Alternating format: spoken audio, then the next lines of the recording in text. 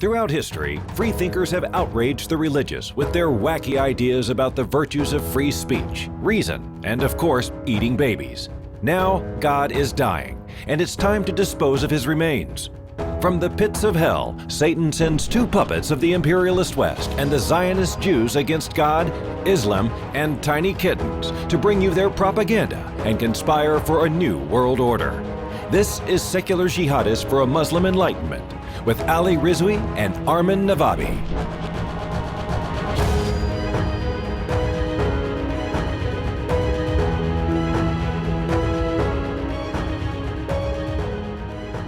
Welcome, everybody, to another episode of Secular Jihadists for a Muslim Enlightenment. My name is Ali Rizvi, and I have two people to introduce you to today. Well, not introduce you to. You guys know them. Armin Navabi is with me, as always. Hey, Armin, how are you?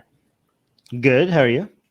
Good. And Susanna's here. Susanna's joining us for this episode. Hello. Okay, and I'm going to tell you why, because Susanna actually just, this topic that we're talking about, which is a very unfortunate topic, and I'll introduce that in a bit.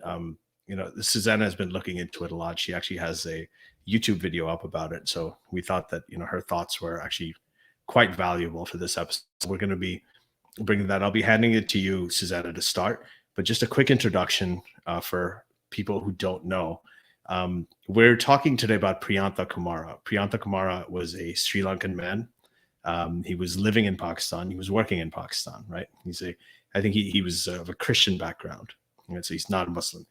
He removed a wall poster from a building that had Islamic content on it. And that building was about to be renovated. And apparently that's why he removed it. In response, hundreds of Pakistanis, pretty much all men, from Tehreek-e-Labaik, which is the group that we talked about recently with Sean Tassir, which is now not banned in Pakistan. They beat him. They tortured him. They filmed the whole thing. Then they set him on fire. And some of them took selfies with his sort of burning corpse. And they put it up online. They were obviously very proud of it, as they usually are in Pakistan when they do things like this. So now the question is, there are a lot of people who are criticizing it, but unfortunately, I think that that's still a minority of people. So we're gonna talk about that here, and we're gonna talk about some larger issues surrounding it. We visited this topic here before, as many of you know. But Susanna, I'm gonna hand it over to you. Well, it's interesting because there's varying reports about what happened. So some reports say that it was a poster with Islamic scripture, and then other reports say that it was a poster that was actually supporting the TLP, and that he was cleaning up the factory and took it down because there was a foreign audit that was going to happen. And if there's a foreign audit that's happening, you can't have posters supporting specific political parties that and so maybe it was a poster for the TLP that happened to have scripture or the name of the prophet on it. That's very possible. And then other reports are saying that this is all a cover up for other contentions that the workers had with him as the manager of this factory, where he had apparently worked for about 7 years. And it's shocking. It's an incident where you struggle to even conceive of words to describe what you're seeing. But what stands out to me are a few things. One, I was surprised to actually see the shock that was expressed on Pakistani social media, because if you follow Pakistan, you know that there is constant persecution of people for blasphemy in the country. I was interested to see that Imran Khan had some very strong statements to make about it on Twitter. Yet he says nothing when this actually happens to his own citizens. That really stood out to me. And we can talk about why we think that is in a second. But I was confused by the shock. Honestly, Ali, I was confused by the shock. Why are people shocked? Why? This This happens throughout the country consistently. Are they shocked because it happened to a foreign national? This happens to your neighbors, the religious minorities of the country, consistently, systematically, even. It happened to Michelle Khan. Michelle Khan, the student at the University of Peshawar. Yeah. Same Lynched thing. by his own fellow university students on campus in the middle of the day. So there seemed to be I was witnessing a disconnect from a population. Why are they? What's the surprise? I'm not surprised entirely. I'm shocked by the barbarity of it. But am I surprised that something like this happened in Pakistan? Of course not. I don't know if maybe that's something you can speak to. Like, is there just denialism? I think it's and you know, no analogy is perfect, but it reminds me the reaction to it a lot of times reminds me of, you know, how you have school shootings in the US. Every time this happens, people come out and say, oh, this is senseless, this is evil, how could anybody do this? But it happens over and over again, and they get shocked, and people, at least they feign shock, right? And I think every time we dismiss something as just, oh, this is senseless, this is evil, this is beyond comprehension, you give up the opportunity to learn from it because you're dismissing it. By dismissing it as one of those things, you're not facing up to it and trying to figure out what happened, right? And I actually want to read a quick quote from Aldous Huxley, who wrote Brave New World. And this applies to a lot of things. And you'll probably think of a lot of things when you hear this, but it especially applies to situations like this.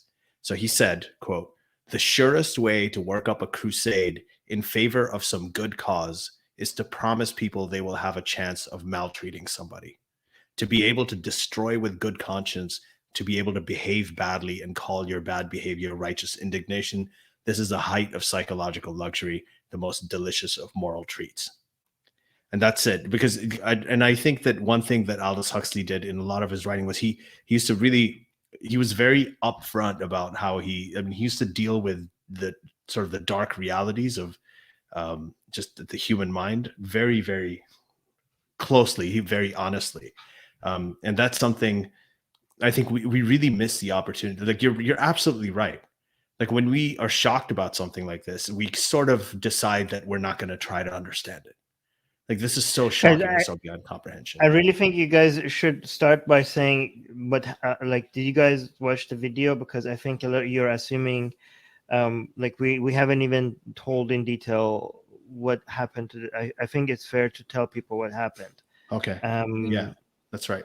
Like in a bit more, like if you watch the video, can you guys describe? Because I think it's important for people to know the level of, this. I don't even know how to describe it. So if you guys want to just do that. Ali gave the brief synopsis at the beginning. So I've seen videos of him being pulled in every which direction by just mobs of men. There were videos of him being pushed around in what kind of looked like a rooftop. I'm not sure where they were, but he almost looked like in a daze. Well, I think, okay, so you guys, I don't think, because people haven't seen, I think you're assuming that people know that he's in a crowd and he's surrounded by people. Like, people don't know that. Like, the situation is that he's being pulled out of the building. I don't recommend that anybody watches the videos if they can't handle this, but so you have this foreign national and a whole bunch of Pakistanis are surrounding him. And before this, we have people asking the manager of that place to bring him out because they want to punish him. And he says, the manager is telling people to please go home. They will get somebody to come arrest them. They will file charges against him. So please, get the mob to settle down, right? And the mob is like, no, we don't trust the government, even if he gets because of. They have seen that everybody gets on death row because of these blasphemy laws. They don't get executed. So the mob is like, he's just going to go free. He's going to get out. He's not going to get the punishment. So the mob is like, they want to handle this themselves, right? And the manager of this place is just trying to tell them, like, we're going to file a report against him. What he did is horrible. Like, he's trying to appease them by saying that he agrees with them that this was horrible, but we're going to get the officials to come respond to this. And the mob is just not having it, right? The mob is just like, we're going to do this ourselves, right? At first, it seemed like they were suggesting, like, they were okay with, like, it kept getting more and more aggressive. Eventually, I don't know how they managed to eventually get him pulled out into the mob, but yeah. So now that, so go on, Susanna, because I just think people might have not known that this is one person and a sea of like Pakistani people around one foreign national, and they are hundreds of them. Yeah, hundreds of them. And he just it's a slow. I don't know exactly how he died, but it's very, very. And you have correct me if I'm wrong. I think the manager who was trying to appease the crowd is on top of him, trying to protect him from the beatings. That's right. At one point, and he's getting hit himself while trying to use his body as a shield. Right? Is that correct? He was the only person who tried to protect him. Right. Yeah, like he was using his own body to try to shield this worker, and hundreds of people are trying to attack him, right? So go on. Sorry, I interrupted you, but go on. No, that was all good. Because I wasn't sure about like what level of specificity you were looking for. I mean, it's just horrible. It's a man being beaten to death. He looks so disoriented in the videos that I've seen, like almost like he was semi-conscious at that point. And then other videos I've seen are like a view from above, and you just see huge circles of people, and you just see his body on the ground, and men are taking turns stomping him with all their might in every part, his head, his torso, his ribs, his legs, and you just see his limbs, limply jiggling around in reaction to the force coming down on his skeleton. And you see these men holding up their cell phones to film the whole thing, and they're all taking turns beating him with their hands, kicking him. And besides those moments where this man, whose last name is, I think his name is Malik Adnan. Malik. Yeah, Malik Adnan he's the man who protected him, and he actually got an award from the government. And we'll talk about that in a bit too. Yeah, but besides those. So while you're speaking, is the picture you see, is that his? Can I put that up for people to see? The victim, yes. Yeah. Okay. So continue. He's just being killed and beaten slowly. I can only hope he lost consciousness very early on. And at some point, they pour kerosene on his body, his corpse, and just light it on fire in what looks to be just the middle of the street. And they're cheering and taking selfies in front of this burning body. And there seems to be a spirit of victory, of joy, of success, of righteousness in what they've done together as a group to this defenseless man, taking it upon themselves to defend their prophet. And it's one of the most disturbing things I've ever seen. That's actually one thing that made you feel so like empty inside, because of not just the beating, not just the abuse, but how proud the crowd seemed to have been. Like the selfies that they were taking, the feeling of how virtuous of an act this was, the feeling of the heroism, the fact that they felt like this was their chance of doing something honorable.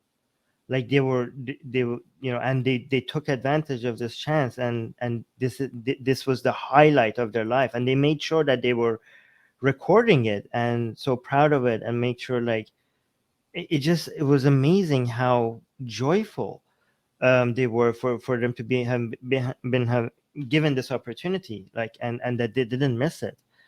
And the selfies were amazing. That the fact, like, they wanted to make sure that they record that they were here for this moment, and they take took credit part. for being a Yeah, defender of and Islam, even a when defender of their prophet. yeah, and even like people who wanted to make sure that they didn't miss out, like when he was dead, they were like, oh no, like they didn't do anything, and they were like going on top of his dead body and stomping it even though he was dead, because they were like, no, like, not like they didn't want to make sure that they did also something, that they were also there, that they were also part of the abuse, like they, because because there was too many of them, and it was just one guy, and it seemed like, oh no, don't kill him too soon. I need to be part of this. I need to also be responsible for defending Muhammad. So much so that they were so desperate for so long after his death to also keep people lining up to make sure that they were part of this great moment. Like, I don't know how a country could get to this point. You know what I mean? And I think, like, the only answer to that is Islam. Right? But Ellie, you go ahead. What do you think? I think you're right when you say the country, because the problem for me this time is that you have the apologists talking about how this is just a minority, most of us are outraged, and it's the opposite. It's the opposite. Like, there's when people see this guy getting lynched, a lot of people feel really bad about it. But if you don't tell them about that, and if you tell them that this was a blasphemy thing, he was beaten to death, and they just hear about it, unfortunately, most of them, I'm willing to bet, don't have a problem with it. They're willing to overlook the issue. The defense minister himself, when they tried to blame the government, the defense minister said that, hey, when young people get older, they have emotions and they do dumb things. This is just like a dumb mistake that some young boys did because they were just so full of passion. That's what the defense minister, and this is the defense minister of the country. I mean, a country is, unfortunately, it is the people, the people who are elected, or the people that are running a country, usually just representative of the people that are in the country. There is a mindset there. And so I'll tell you something, I was going to wait for you guys to finish and then tell you this, that I watched a few short clips of the video with Malik Adnan in it, Susanna, who was trying to protect him, and I didn't watch the rest of it. I didn't watch it because I've been on these sort of Pakistani WhatsApp groups, and they send each other, like, they send these videos at the people who are shocked about them. They send these really graphic videos, and they tell you, you really need to see this, because if you don't see this, you're not going to understand how gruesome the situation is. I remember watching this video of a bunch of, like, Pashtun people,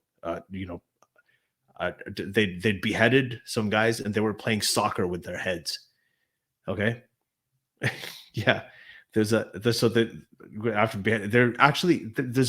video of this, and I was watching it. I remember I just woken up. I was looking at my phone, and someone had sent me this video that, look at this. This is so outrageous. And it's almost like, there's that question that, do you keep on watching these things just because you want to register the reality of how gruesome this stuff is? Or do you allow it, or do you keep watching it and allow it to desensitize you? I'm not shocked about what happened either, Susanna. I'm not, but in fact, I think it's good for people to not be shocked and to realize the problem, that this is not shocking anymore. But at the same time, I don't want to be desensitized to images like that, because that's what happens. Even if you see them and you don't like them and they disturb you every time you do it, there's an element of desensitization. And I think this is the country. When you say it's a country, just look at the funeral of Mumtaz Qadri. For me, that was a turning point. I think when, people said, do you still have hope for the country of your birth? Can you explain who that is for people who don't know? Yeah. So Mumtaz Qadri, he was a bodyguard of the governor of Punjab's largest province. Short version, so we could get back to this story. Yeah. Yeah, so the Punjab's largest province, whose name is Salman Taseer. Salman Taseer, many of you who've been listening to us, that you know that his son Shan Taseer, usually, like, he's been on the podcast several times. Salman Taseer, so yeah, he was the governor, and there was a woman who was on trial for blasphemy. Her name was Asiya Bibi. She's a Christian woman accused of blasphemy, alleged blasphemy, and a mob had wanted to, like, it was the same thing. They wanted to kill her. And she was in jail, and Salman Taseer went and showed solidarity with her. He went and he sat with us. He did a photo op. He told everybody that, we shouldn't do this.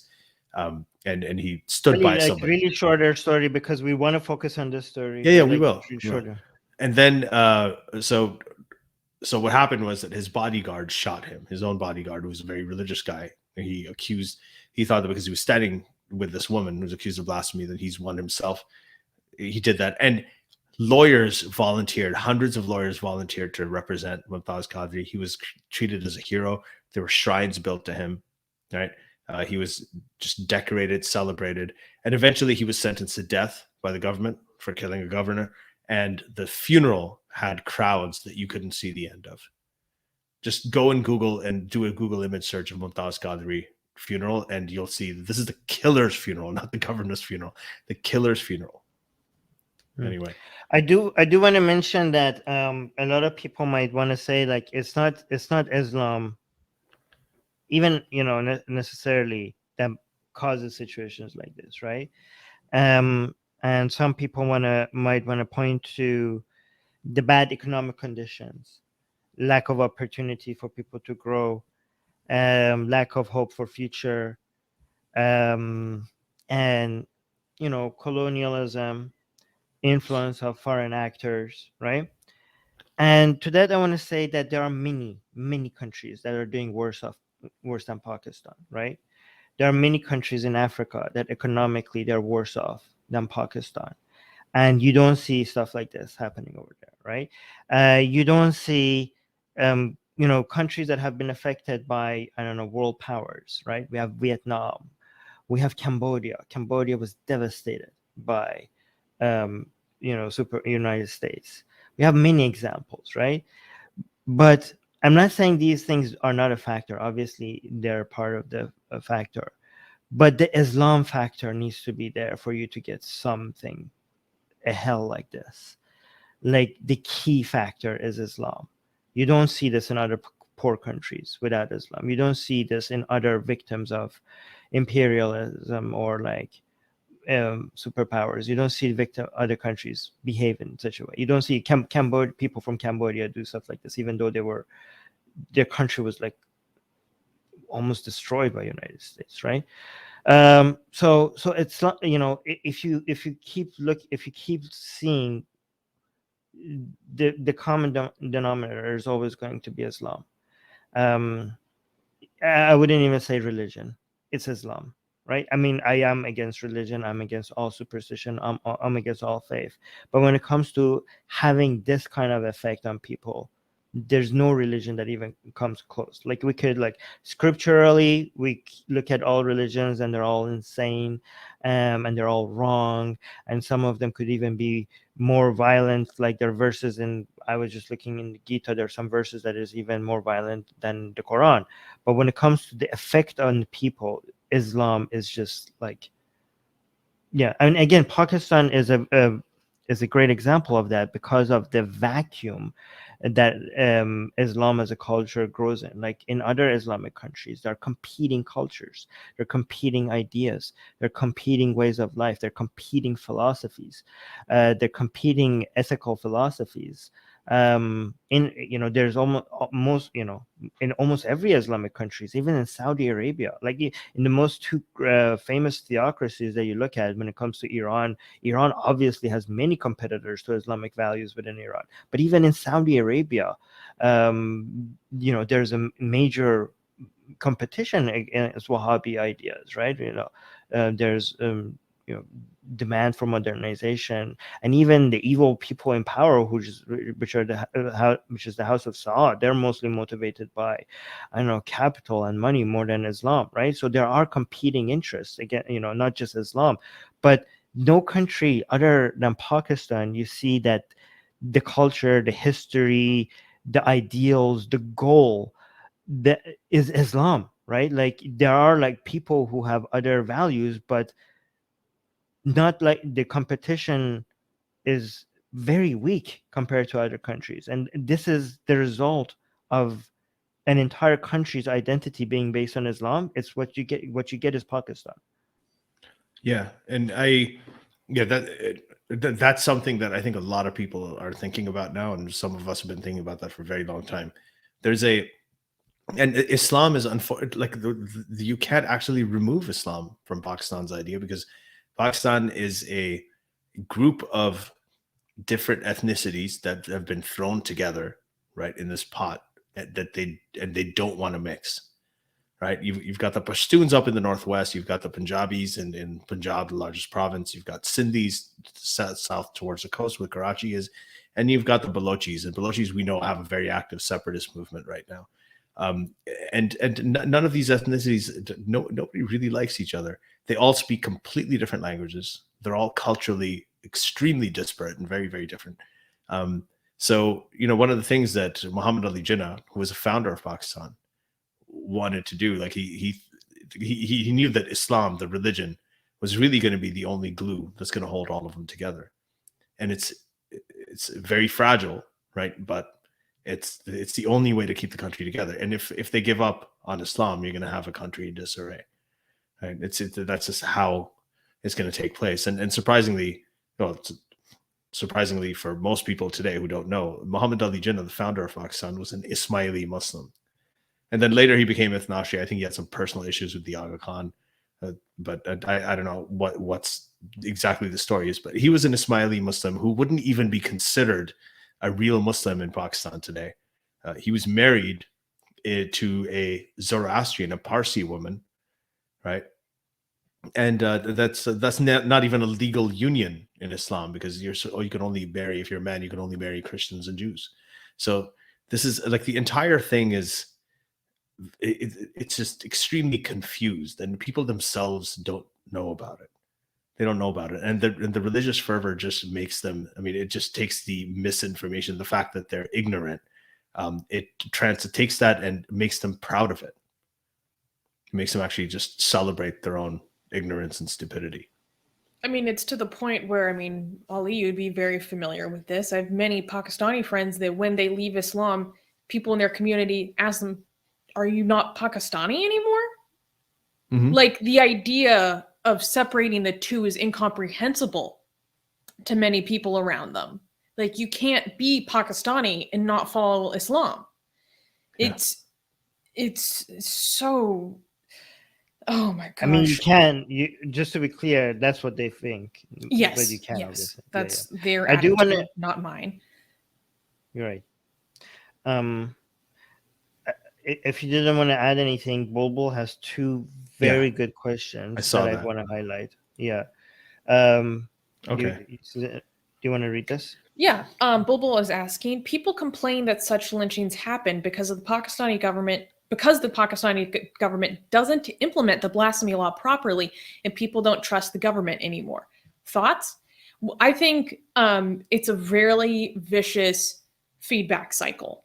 So the government can't enforce the blasphemy law because they are aware of how this would look on the international stage. They don't have the will, in my opinion, to actually follow through with it. So they either pardon people or help people escape in the dead of night, and then they have to leave the country altogether because the mob will take it into their own hands. And this might be a curse of knowledge situation. Before you continue, for people who don't know, officially in Pakistan, blasphemy is punishable by death. But so far, even though people are on death row for blasphemy in Pakistan, the state itself has never executed anybody for blasphemy. Even though officially that's what they're supposed to do. The people who keep dying for blasphemy is because of the mob, not because of the government. In fact, if you get arrested for blasphemy, that's probably a good thing, because you're safer in prison than outside of a prison. And the government doesn't want to punish anybody for blasphemy by death sentence. They want to just keep them in prison, because internationally the cost for that is going to be high, which also shows that you, as people who share content, are part of the equation for this to be a heavy cause for Pakistan. Like, don't let people tell you that, oh, you're just a Twitter activist, this has no influence. The fact that it's the Pakistan pays a heavy international political cost for executing anybody is probably is because people actually pay somewhat like some attention, right? So you as a viewer are part of the equation by sharing the content that needs more eyeballs. Okay, so don't just be a consumer of this content, be part of sharing it or telling people and caring about it, right? So I just wanted to give the context. Sorry, Susanna, I interrupted you. No, thank you, Armin. You're right, I wasn't explaining. So like I was saying, so there is an unwillingness to enforce it, but at the same time the government validates and legitimizes it because of their need to galvanize, to pander, etc., to create nationalism. And so then people feel empowered and righteous in taking it into their own hands. And I think it all around creates this toxic circle that can't be escaped. What do you guys think about this? One way that the government legitimizes it is by saying officially the punishment should be the death sentence, and they are right. And then when they don't carry out the death sentence, the people are like, well, the government itself is accepting that this is the just punishment for blasphemy. So we are morally in the right, according to Islam, and the government is admitting that. So the fact that the government doesn't execute people, this is the government failing at providing justice. That's why we have to come in place, because the government is not doing a job. But even if the government is not executing anybody, by officially recognizing that the punishment should be the death penalty, they're giving, ammunition to people that thinking like we're just enforcing the laws of the land, that the government is not following through. But I don't know if I don't know how to respond to Bulbul's. Bulbul, you're saying that the criticism doesn't make any sense, because you're saying people complain that such lynchings happen because the Pakistani government doesn't implement the blasphemy law. But you're saying that the people who complain about this are saying that the government should kill people for blasphemy so that the mob doesn't kill people for blasphemy. Like, I don't think that makes any sense, especially given that the number of people would have increased who were killed by blasphemy, because for every person that is on death row and doesn't get killed, like a fraction of that actually ends up getting killed by the mob. So if the government wanted to stop the mob killings by actually executing the blasphemy laws, then the numbers of people killed for blasphemy would increase, not decrease. So I don't see how that could be a complaint. Does that like essentially what we're saying is, okay, we can't trust the government to kill these people, so we have to kill them ourselves. I mean, either way, they're killing them. There's no, but that's not what Bulbul is asking. Bulbul is asking that. I mean, I don't think this is Bulbul's complaint. Bulbul is just telling other people's complaint. Bulbul is saying that some people say, like, shouldn't the government execute blasphemers so that the mob doesn't take the justice into their hand? I just think like, well, that will increase death for blasphemy, not decrease it. So I don't know how's that an improvement.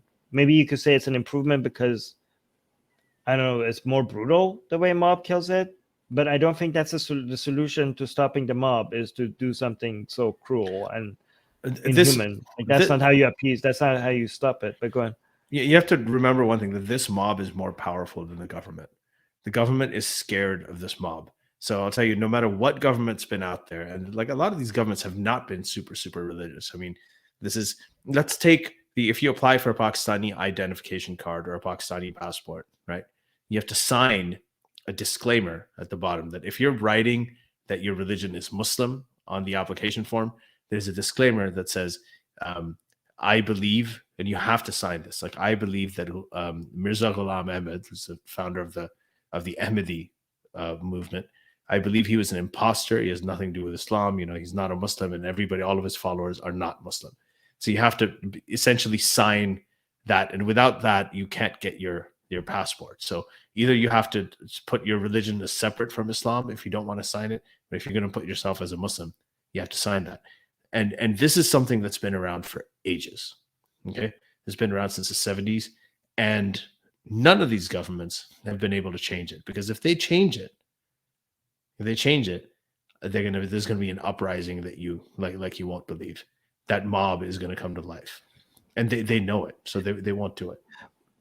One thing else about this mob that would be relevant to Bulbul's question, if you want to finish answering Bulbul and then go to her second question, is that another thing that is wrong about this complaint, that people like, oh, if maybe if the government just carried out the blasphemy law, these people would have been happy and wouldn't do this.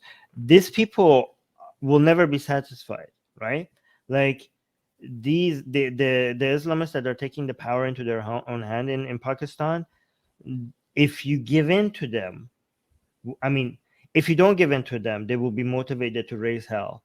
But if you also give in to them, they will want 10 times more after that. They will see that as a victory and a signal to now demand for more. So if the idea is like, oh, okay, the Pakistan, first of all, we've seen the Pakistan civilian government, every time they bend the knee to these people because they're scared, they don't go home. They're like, oh, mission accomplished. So like, look at our power. What else can we get, right? So let's say, for example, people like the government carries out and executes blasphemers so that the lynchings don't happen. Do you think these people are going to be just like, okay, we're satisfied now? There's no way.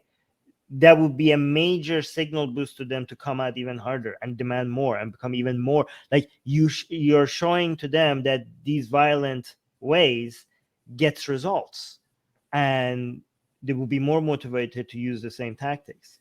The only solution is for the army to stop using them, and just come in. Like, I think the only solution is for and this will never happen, by the way, because the army itself is filled with sympathizers of these people. But the only solution would have been for the army to stop using these people as against the civilian government, and just hopefully one day the army will see them as a threat, not these groups as a threat just to the civilian government. If maybe the army all of a sudden sees it as a threat to themselves, but again, that's not going to happen because the army sympathizes with them too much.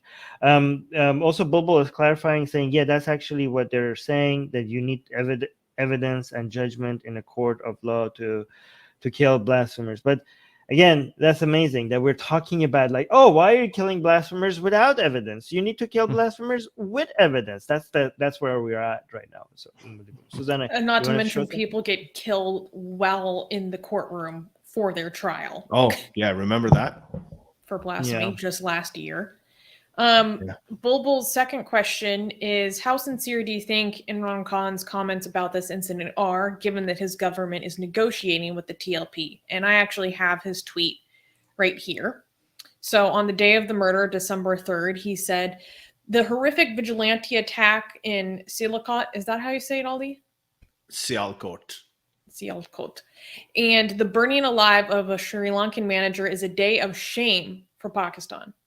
I'm overseeing the investigation, and let there be no mistake that all those responsible will be punished with full severity of the law. Arrests are in progress. I think he's full of shit. Yeah, he doesn't say anything when this happens to his own citizens. Nothing. Yeah, because look, the thing is, I think a lot of these guys, Imran Khan personally, I think,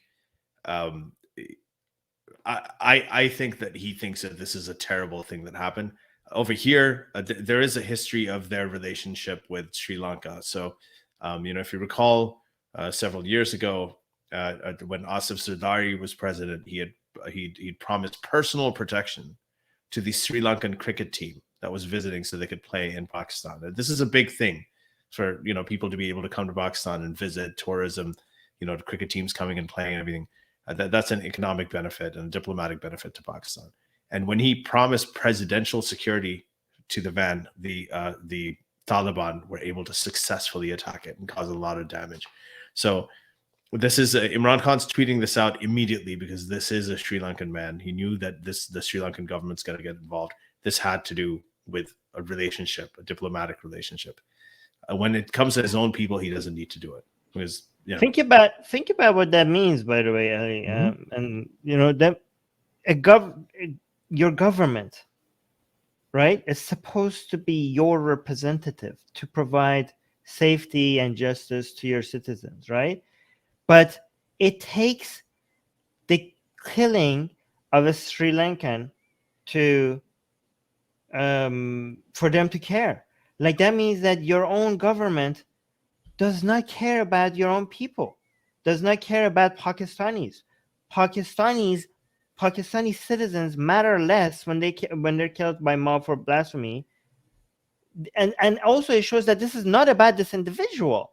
Like, no, they don't care about this person. It's not about the value of the individual. It's about international relationships. You know what I mean? So that's why, like, think about how inhumane this is, that Imran Khan cares about this individual more, not for the sake of the individual, because of the consequences of the international relationship. Like human lives are so worthless in these countries. Yeah. Also, I do want to highlight that what Susanna mentioned about how he's full of shit, because this is their doing. These people fit into this. Get into it. For the sake of getting elected. This is a monster that they have created knowingly, because of the short-term interest of how easy it was to give in to this crowd for some quick votes. Yeah. Power-hungry people, and they knew that this is the nature of the crowd. By the way, this is not the majority of Pakistan, but this is the most loudest active people that you could use to get some quick power, knowing how evil and how monstrous this is, but you kept feeding it because of your own personal gains out of it. And now people are paying the price while you get the benefit of it from being in power. And now you're acting like, oh, I'm against this. You created this. This is your own doing. These people's blood are on your hand, Imran Khan, you and the army, who keep using them against each other. Yeah. I was born in Pakistan. I grew up there. It gave me a lot of things that I have. I mean, I didn't fully grow up there, but you know, I went to university there. A lot of the career I have is because of things, and it was all sort of these minority groups. I mean, I went to a university that was founded by the Aghans, the Ismaili project, and there's a lot of wonderful, like, this is the problem with me, and I struggle with this when I try to think about whether I'm going to be optimistic or not, is that, let me see how I can explain this, is that there's so many, a lot of my friends, there's a lot of love, a lot of great music, great food, everything. And then now I think, but if it disappeared off the face of the earth, would the world be better or worse? Right? And let's take apart all of my loved ones and everybody who are back there. Let's say we could safely get them. Ali, be careful what you're saying here. What do you, like, please don't. No. I'm not talking about existential. If it disappeared, like if it didn't. No, right like now, but okay, but be very careful, because people might. I know what you're saying, but people might take that the wrong way. So let me just say it. Let's not say disappeared. Let's say if it never existed to begin with. At least let's be a little bit more careful with. Well, I mean, considering what it is right now, the country. What it is right now. Yes, but if it wasn't there, if it wasn't, we're not, Armin. We're not saying that we're gonna do to it what I know, Ali. I'm not the one. Don't act like I'm being irrational here. The people who decide whether or not we're using problematic language or not are not the most rational actors here. So you have to be extra careful. Don't be like, oh, Armin, I know. I'm not the one who judges these. Yeah, things. but let me finish. Let me finish what I'm saying. No, like don't use disappear as a word. Like use different phrasing, please. Okay, go on. Whatever. Anyway, so if the country, whatever, the entire channel is at stake. But be careful, Ali, please. If the country, the way that it exists right now, suddenly tomorrow didn't exist. Let's say it that way, right? Would the world be better off or not? And if you do just that thought experiment, right now, as someone who grew up there and has a lot of emotional attachment to it as well, I just don't feel that it would.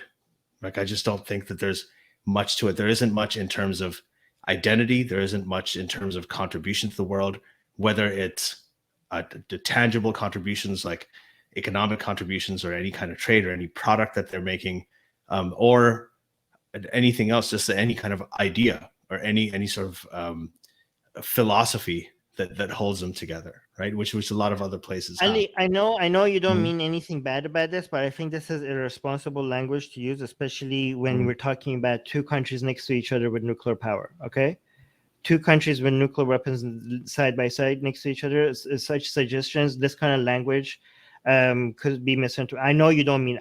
Don't tell me you don't mean it, because I know you don't mean it. But I don't think this is a responsible way of talking about this issue. I think what I'm talking about saying is, no, I disagree. I think that Yeah. most people here, they know exactly what I'm saying. Just like understand what I'm saying. I think that they understand. Yeah. Yeah, I just think like we should not even talk about potentially like what's the effects of countries disappearing. I just think that that's not a good way of thinking about it. I know Ali, you don't mean anything bad. Of course you don't mean anything bad, but I'm just like yeah. Well, I mean, I've made my point here. That's what I was trying to say. Yeah, okay. Yeah, I just wanted to add that I don't think that's a good way of that. I know it's just a thought experiment. I just don't think it's a good thought experiment. Yeah, I'm just saying that's what. So this is not just me. I mean, this is what a lot of people who grew up there, who are attached to it, who have very personal emotions. Yeah, we made that point. So let's just So, Susanna, go ahead. Yes, Susanna. I have something that's been on my mind a lot today. So the body of Priyantha arrived. It was delivered back to Sri Lanka recently. And I saw the photos of state officials receiving his coffin. It was a simple coffin covered in a white sheet and marigold garlands. And you know what I thought when I saw that? I thought, what is even in that box?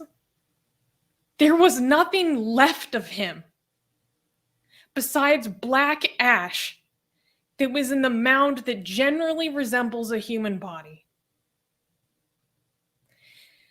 I saw a report that said that 99% of the bones in his body were shattered. 89% of it was completely burned. What was left to be returned to his family? And I made myself watch the videos of what happened to him, because I was thinking about how no one in that crowd saw his humanity. And I was going to be damned if I wasn't going to be a witness to that man's humanity in the last hours of his life.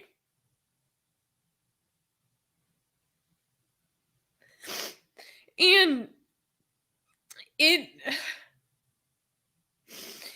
it's hard to look at the people in that crowd and see that most of them are under the age of 30. I want to have hope for Pakistan. I don't like thinking, I like to have empathy for all people. I don't like to go back to my audience and say, what is there worth preserving? But it's this question I struggle with. I want so dearly for there to be a better life for the Pakistani people. But how can that exist when the nation is rotted to the core like this? And when I was watching the videos of what happened to Priyantha, I was thinking about,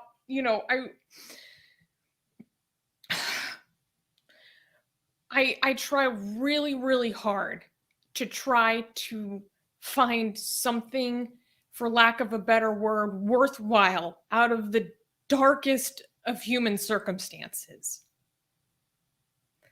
And the reason why I think it's important for me personally to watch those videos, and why it's important for us around the world to talk about stuff like this is because it's only through talking about it and giving international outrage that he didn't die in vain. It has to serve as a wake-up call to the beating heart of Pakistan. Otherwise, he died for taking down a piece of paper. A provider, a loving father was taken away for a piece of paper.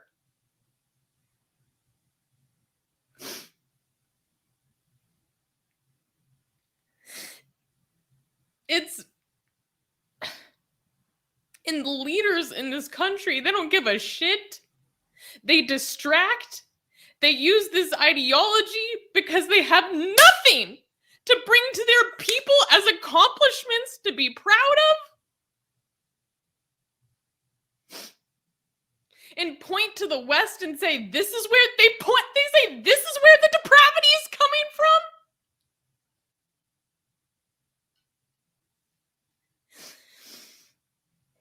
It's a level of sick absurdity that it's almost too much.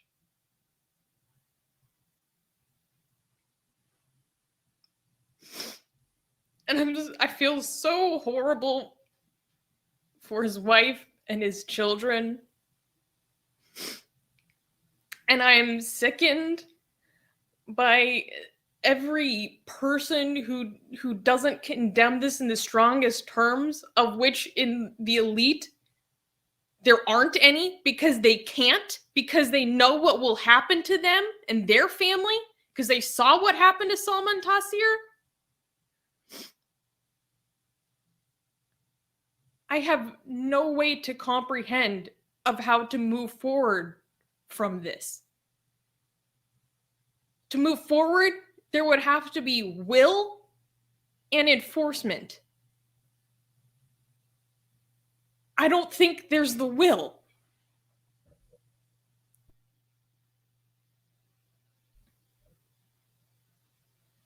Yeah, that's what I was really weighing on my mind today when I was preparing for this episode.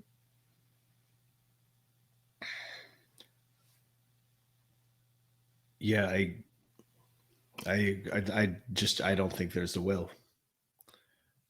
And that's a problem. I think it's in the culture. It's just become so toxic. And I think what you said, one of the things you just said right now about the government not being able to come back and show them any accomplishments that they're proud of, it's a vicious cycle, because they don't have any accomplishments that they can be proud of, and they don't have, so they hold back to this, what they think of as a quote accomplishment, which is their religious fervor, which is nothing that they work to earn. And the more they involve themselves in this, the lower the chances of them achieving any other accomplishments. It's a vicious cycle. Even the religion isn't their own. It's not even their own. It's not their own language. It's not their own culture. It's a colonizing force. Right. These people have been stripped of any cultural identity and heritage. It's insane. I'm sorry. Yeah, it's much deeper. It isn't. That's the thing. Like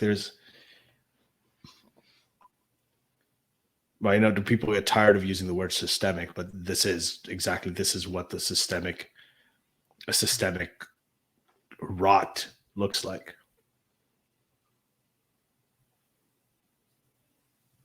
One thing I try to do to put this in context is that when I lost my mom, it was devastating, right? It was a pain that I couldn't imagine. Most people, like, one of the worst times in my life, the worst time in my life. But I can't imagine how much worse that would be. Like, I'm trying to think of this man's wife and children, right? Like, the pain that I went through when I lost my mom, I went through that knowing that she was surrounded by her family. We said our goodbyes to her. She was like in a comfortable bed, you know, her husband next to her, her children next to her, holding hand, kissing her face. And that was still very painful. But imagine the children knowing that their father went away, and they didn't say his last moments was amount of confusion, fear, and pain that most people will never experience. And just wondering, like, you know, just growing up the rest of their lives knowing that this is how their father went, and wishing like they could never got to say bye to him, wishing maybe they could see him one last time before he went through that. Like, I wonder, like, when he was like knowing that this is it, this is going to die, like, was he worried about what's going to how is his family going to survive? Like, was he worried about not being able to see like his wife, this, you know, look at his wife one more time before this is going to happen to him? Was he worried about the pain, or about how much, like, was he thinking about how much his wife is going to be heartbroken knowing that this is going through what he's going through? Like, would that, because that would be the pain. Like, if I was going through that, knowing that this is it, this is me dying, what would hurt me the most is like, oh my God, this is going to break my wife. This is going to break the people who love me. This is going to break my children. That's what I think he would go through. And I can't just imagine, like, and again, like Susanna said, over a piece of fucking paper. Mm-hmm. And by the way, fuck your prophet, fuck Islam, fuck Allah, and fuck Muhammad, you pieces of shit. Your religion deserves no respect. Anyways. Bulbul has another question. Do you guys want to end with that? Or Ali, do you want to I'll read anything? it out. Okay. No, I'll just read it out. Bulbul is saying, do you think the perpetrators who have been arrested will be adequately punished? If yes, do you think this will be a little bit of a deterrent? This is a crazy answer, unfortunately, but yes, I think they will be adequately punished. But no, I don't think this will be a deterrent at all.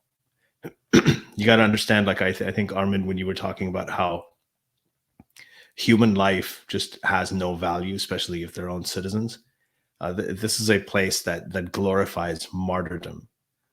Death is celebrated. When you think that you're going to a better place after you die, when you think that life continues after you die, earthly life diminishes in value by definition. If you celebrate martyrdom, that if you die in a certain way, you will go to a place that is a utopia.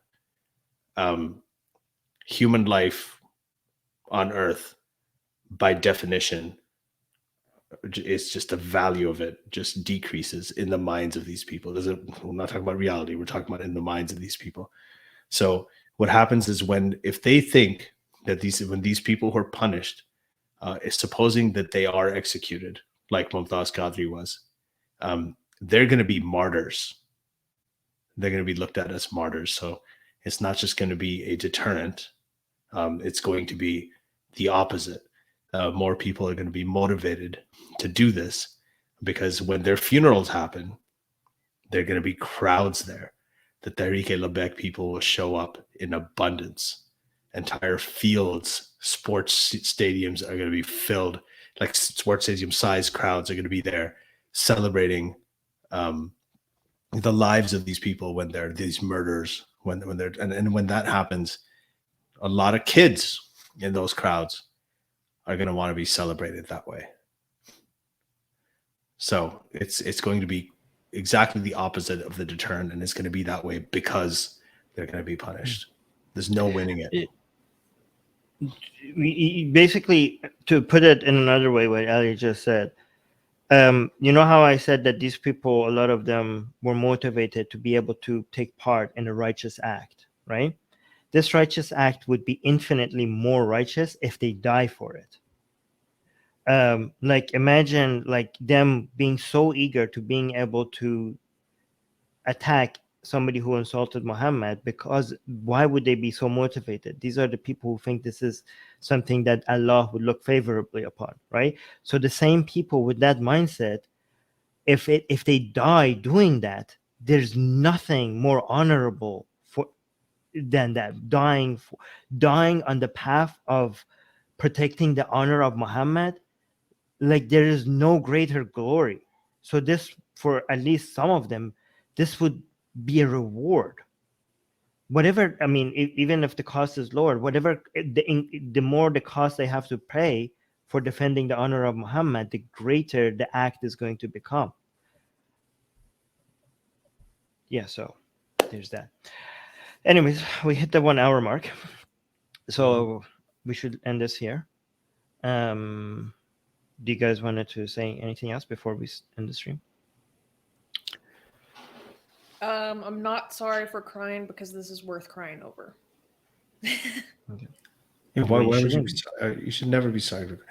Yeah, this is it's. You know, I wish more people felt the way that you do on this, and you know, I'll tell you, like, there's gonna be a lot of idiots be like, okay, well, why are you? You're not even Pakistani, and the thing. And the problem is, like, there's no Pakistanis reacted to this the way that you did. This is the state that we're in. That, you know, people like you are reacting to something that, you know, they are just completely desensitized to when it's something that's happening in their own country. I mean, it's just, I think that says a lot in itself. Yeah, I don't know what else to say. I just don't know if there's I don't know what the solution to this is. Well, one thing you could do if you're listening is to tell people about this, you know, like share it, make sure that this story doesn't get ignored, right?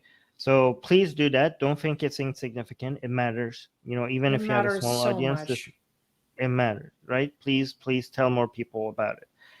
It doesn't even have to be this our coverage of it, just the story, wherever you could find. Okay, just share the story, tell people. Okay, again, remember, if this was an American or a Canadian or a Western European person or Australian, you know, it would get so much more coverage, and that's not fair. So please make sure you you know, reduce the gap between the value of people's lives based on where they're from. So please make sure you do it. Music Guy is saying thank you for doing the stream and putting more perspective to this tragedy. Mars is saying to Susanna, this was important. Don't be sorry, my friend. Bobo is saying thank you. This was really hard episode. Lots of love to you all. Thank you, Bobo. Oh, you guys are sweet. Thank you. Ali, you want to say? You seem to want to say something. I don't know, if you have a couple of minutes, I want to read, like, Sean Thassir actually wrote something about this. I think it's on Facebook. He had a post, so I just wanted to read that, if that's okay. Cool. Yes. Okay. So I'll read that at least in part. Okay. So he said, despite the condemnation of the Charsada and Sialkot mob violence in the name of blasphemy, I'm very sad to say the country has not faced up to the existential danger that faces Pakistan, a force that can cause public violence at a whim and bring the state to its knees, should by this stage be seen as nothing short of a national emergency. Unfortunately, the government, civil society, and the media, though solemnly condemned it, have little realization that this is an existential threat. This is almost a repeat of Pakistan, the 2010s, when the nation woke up to the Tehreek-e-Labaik Pakistan terrorism in its face 5 years too late, losing thousands of lives and damaging the nation. So, yeah, there's, you know, he went on, he said the likes of Maulana Fazl Rahman, who's one of the guys kind of the DLP, despite condemning these incidents, lays the blame on the government for not punishing blasphemers sternly enough, leaving the people, quote unquote, no choice. In other words, anyone is found innocent by the court. If anyone is found innocent by the courts, such as Asia Bibi, mob violence is justified. I fear more people imbibe the Maulana's message than the token condemnations by government figures. Wake up, Pakistan. Yeah, and this is, you know, obviously somebody who knows a little bit about this. Yeah. Thank you for that, Ali. Anyways, let's end this here. Thank you, everyone. Thank you for being here. The audio version of this is going to be released, I hope, very soon. So feel free to share that as well. And yeah, and fuck Muhammad one more time. Fuck Muhammad. Also support the show on Patreon, please. Yes. Link in the description. Thank you, everyone. All right, bye, guys. And be best. The Secular Jihadists have been made possible thanks to the Illuminati and the covert support of Israel and the CIA. That's what we have been told, but we haven't received our checks yet. If you like what we do, please support us. Share the podcast with your friends. Write and tweet us with topic and guest suggestions. Or head over to secularjihadist.com and give $1 or more for exclusive access to live video. Have your questions read and answered on the air, and more. Till next time, may the flying spaghetti monster be with you.